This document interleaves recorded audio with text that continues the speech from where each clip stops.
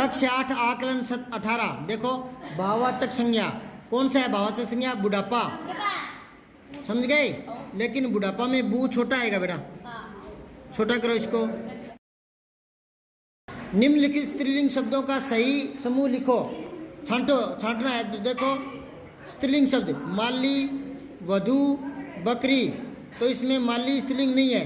आगे देखो पाठिका, शेरनी, अम्बरीश, श्याम नहीं, चक्री, मकड़ी, टोकरी, ये तीनों के तीनों स्त्रीलिंग है।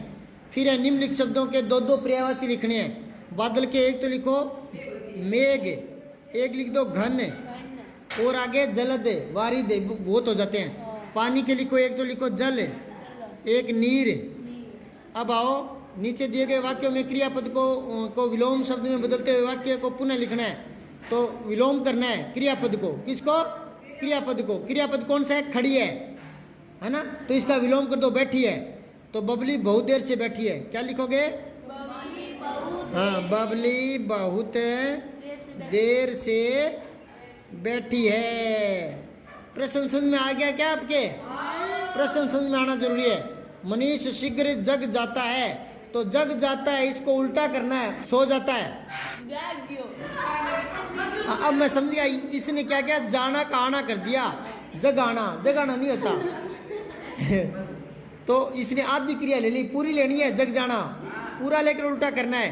तो जग जाना मतलब सो जाना।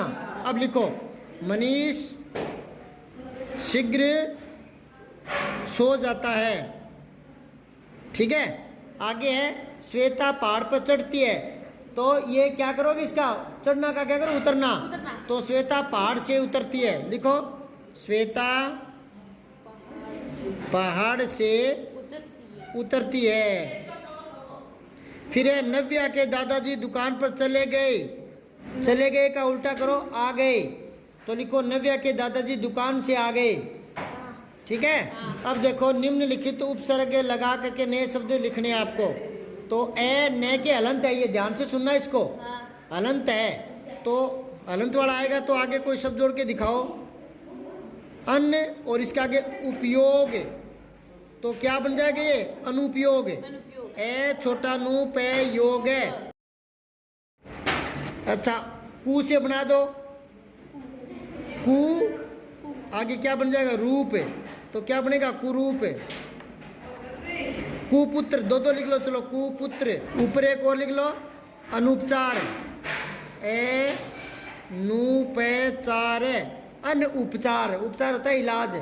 फिर अव, तो लिखो अव मानना, मानना, अवमानना, ठीक है ना। एक धारणा लगा दो, चलो सही है। अवधारणा। अब है छोटी वी, तो वी फल, वी योग, विदेश, ठीक है ना। अब आओ आगे प्रश्न 6। अपने मन से काल के अनुसार एक एक वाक्य बनाने हैं। वर्तमान काल का बना दो, मैं पढ़ रहा हूँ, मैं पढ़ रहा हूँ। अच्छा भूतकाल का बनाओ, मैं पढ़ रहा था, मैं पढ़ रहा था। भविष्य का मैं पढ़ूंगा, मैं पढ़ूंगा, ठीक है। अब है पत्र लिखना, कल पिताजी। अच्छा 7वां देखो दिए गए वाक्यों को सही क्रम में लिखिए। पत्र लिखेगा कल पिताजी को कनिष्क, तो क्या लिखोगे? कनिष्क, कनिष्क कल पिताजी को पत्र लिखेगा। अब आगे देखो खो जाते बच्चे हैं भीड़ में कभी कभी, तो लिखो कभी कभी बच्चे भीड़ में खो जाते हैं। और आप यूं भी कर सकते हो, इसको कभी कभी थोड़ा आगे ला सकते हो, बच्चे भीड़ में कभी कभी खो जाते हैं, यहाँ भी आ सकता है ये, ठीक है ना। सामान्य वाक्य की बात है, थोड़ा सा पद बदल देते हैं ना तो थोड़ा अर्थ में गहराई आ जाती है और ज़्यादा फर्क नहीं पड़ता। पाकर खुश बच्चे खिलौने हो जाते हैं, तो लिखो बच्चे खिलौने पाकर, हाँ खुश पाकर खुश हो जाते हैं। फिर ये देखो पैराग्राफ पढ़ रहा हूँ मैं, मिट्टी के नीचे बहुत दिनों तक बीज पड़े रहे, महीना दर महीना इसी तरह बीतता चला गया। सर्दियों के बाद बसंत आया, इसके बाद वर्षा की शुरुआत हो गई। एक दिन पानी बरसा, अब और छिपे रहने की जरूरत नहीं थी, मानो बाहर से कोई शिशु को पुकार रहा हो। और सोए मत रहो, ऊपर उठ जाओ, सूरज की रोशनी देखो। आहिस्ता आहिस्ता बीज का ढक्कन दरक गया, दो सुकोमल पत्तियों के बीच अंकुर बाहर निकला। अंकुर का एक अंश नीचे माटी में मजबूती से गड़ गया और दूसरा अंश माटी भेद कर ऊपर की ओर उठा। क्या तुमने अंकुर को उठते देखा है? जैसे कोई शिशु अपना नन्हा सा सिर उठाकर आश्चर्य से नई दुनिया को देख रहा है, उसी प्रकार जो भूमि में पड़ा बीज था वो अंकुरित हो गया, जैसे नई दुनिया को देख रहा हो। तो ये कह रहा है उपयुक्त गद्यांश का शीर्षक लिखो। तो शीर्षक छांट लो इनमें से। पेड़ पौधों का जीवन चक्र, पेड़ पौधों की उपयोगिता, नन्हा पेड़, तो नन्हा पेड़ है। मिट्टी के नीचे पड़ा बीज कब अंकुरित हुआ? जब है बरसात हुई ना, पानी बरसने के बाद अंकुरित हुआ। ठीक है, समझ में आई बात है? पहला। फिर नौवां देखो, गद्यांश में ऐसा क्यों कहा गया है? और सोए मत रहो, ऊपर उठ जाओ, सूर्य की रोशनी देखो। क्यों कहा गया है? प्रेरणा देने के लिए। युवाओं को, आलसी युवाओं को, आलसी युवाओं को बीज के